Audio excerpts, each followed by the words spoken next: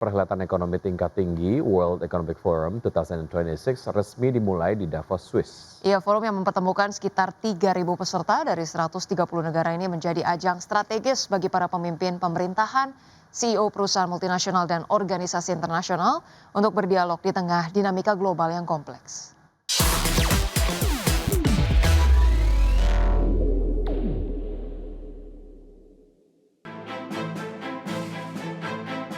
Dengan mengusung tema A Spirit of Dialogue, World Economic Forum 2026 resmi dimulai di Davos, Swiss. Pertemuan tahunan ini berlangsung hingga 23 Januari 2026, dihadiri 130 negara dengan 65 kepala negara, 1.000 CEO perusahaan multinasional top dunia, serta 3.000 peserta. Perhelatan ekonomi tingkat tinggi ini menjadi ajang strategis bagi para pemimpin pemerintahan, CEO perusahaan multinasional dan organisasi internasional untuk berdialog di tengah dinamika global yang kompleks. Agenda tahun ini dinilai krusial untuk meredam tensi geopolitik yang meningkat serta menjawab tantangan geoekonomi yang dihadapi banyak negara. Sejumlah topik utama mewarnai diskusi di hari pertama pembukaan forum. Para delegasi membahas secara mendalam mengenai gangguan rantai pasok global akibat konflik geopolitik, maraknya kebijakan proteksionisme hingga disrupsi teknologi. Dari Davos, Swiss, IDX Channel. Pemirsa, Presiden Prabowo Subianto menjadi pembicara kunci dalam Forum Ekonomi Dunia World Economic Forum 2026 yang digelar di kota Davos, Swiss. Ya, di hadapan 65 kepala negara dengan lugas Presiden menyampaikan gagasan ketahanan ekonomi dalam konsep Prabowonomics. Hadir dalam World Economic Forum Davos 2026, Indonesia komitmen mendorong kerjasama antar pemimpin global untuk menghadapi tantangan dunia melalui dialog dan kolaborasi lintas sektor. Tema Spirit of Dialogue sejalan dengan poin-poin penting gagasan ekonomi Prabowonomics yang dipaparkan Presiden dalam pidato kunci yang menekankan pentingnya semangat dialog terbuka dan kolaboratif di tengah ketidakpastian ekonomi serta dinamika geopolitik global. Presiden dengan tegas mengungkapkan bahwa saat ini menjaga stabilitas fiskal, stabilitas pangan, dan stabilitas energi sangat penting agar perekonomian bangsa dapat berjalan dengan baik. Di depan 1.000 CEO perusahaan top dunia, Presiden tanpa ragu mengatakan bahwa Indonesia telah mencapai swasembada pangan dan segera akan mencapai swasembada energi. Indonesia's economy grew by more than 5% every year over the last decade. And I'm confident that this year our growth will be higher. Our inflation remains at around 2%. Our government deficit is now kept below 3% of our GDP. International institutions did not praise us because of unfounded.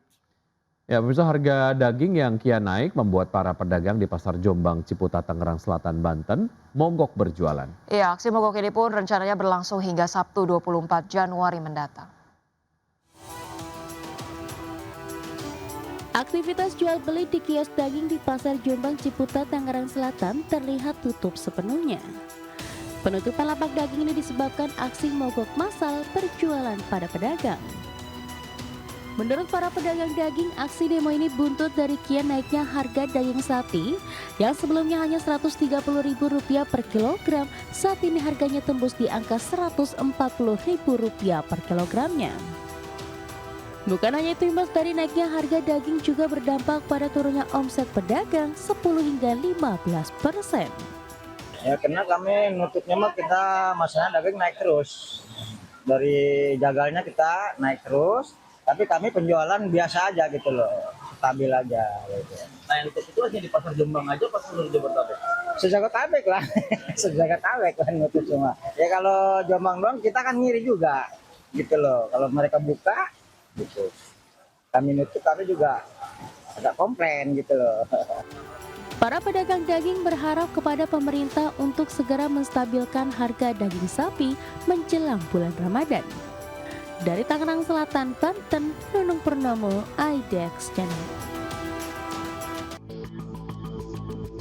PT Matahari Putra Prima Tbk menyuntikkan penyertaan modal ke anak usaha PT Super Ekonomi Retalindo atau SER sebanyak 46.650 saham dengan nilai 46,65 miliar rupiah. Dana ini berasal dari kas internal perusahaan dan telah mempertimbangkan kondisi keuangan secara menyeluruh. Setelah transaksi ini, modal ditempatkan dan di-store penuh SER meningkat menjadi 51,65 miliar rupiah. Manajemen MPPA menjelaskan penambahan modal ini merupakan bagian dari strategi perusahaan untuk memperluas cakupan pasar dan menghadirkan gerai yang lebih dekat dengan konsumen. Langkah ini sejalan dengan perubahan pola belanja masyarakat yang kini lebih sering berbelanja dalam waktu singkat dengan nilai transaksi yang lebih kecil. Segmen konsumen berorientasi harga juga terus meningkat. Dana hasil penambahan modal akan digunakan untuk pengembangan gerai, modal kerja awal, pengelolaan persediaan serta penguatan sistem dan infrastruktur operasional.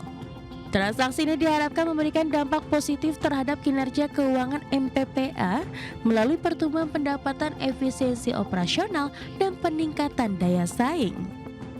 SER juga diharapkan menjadi platform pengembangan usaha retail lainnya ke depan. Berbagai sumber, IDX Channel. Ya, misalnya emiten pengembang properti PT Intiland Development Tbk terus memperkuat portofolio di pasar Surabaya dengan meluncurkan tipe hunian premium terbaru di kawasan Geraha Natura menyasar end user kelas atas dengan memanfaatkan momentum proyeksi adanya pertumbuhan permintaan rumah pada tahun ini. Ya, Direktur Pemasaran Intiland Wilayah Surabaya Harto Laksono menjelaskan langkah ini diambil guna merespon tingginya permintaan pasar end user kelas menengah atas terhadap hunian yang mengedepankan privasi dan aspek kesehatan. Selain sektor hunian, Intiland juga mempercepat pengembangan area komersial melalui Soho Aurora. Sementara itu, manajemen mencatat adanya pergeseran preferensi konsumen di tahun 2026 di mana pasar cenderung menghindari sistem inden dan lebih memilih unit siap yang bisa diserah terimakan dalam waktu 3 hingga 4 bulan. Adapun untuk proyeksi pasar 2026, Intiland memproyeksikan pasar properti residensial tapak akan tumbuh moderat. Faktor utama pendorong pertumbuhan ini adalah stabilitas permintaan dari konsumen akhir serta dukungan stimulus fiskal dari pemerintah. Jumlah permintaan klaim awal tunjangan pengangguran Amerika Serikat meningkat menjadi 200.000 di pekan yang berakhir 17 Januari. Meski demikian, penambahan tersebut jauh lebih rendah dibandingkan dengan konsensus proyeksi ekonom yang memprediksi klaim pengangguran akan naik mencapai 209.000 klaim. Jumlah warga Amerika Serikat yang mengajukan permohonan baru untuk tunjangan pengangguran meningkat. Menurut data Departemen Ketenagakerjaan, jumlah permintaan klaim awal tunjangan pengangguran naik 1.000 menjadi 200.000 di pekan yang berakhir 17 Januari.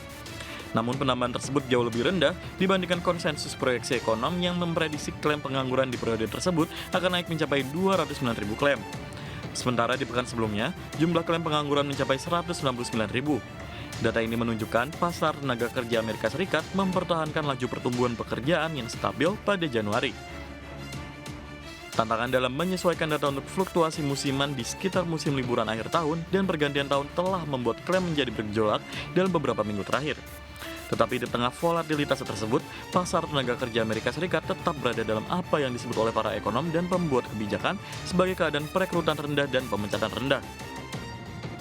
Data klaim mencakup periode di mana pemerintah mensurvei pemberi kerja untuk komponen non-farm payroll dari laporan ketenagakerjaan Januari.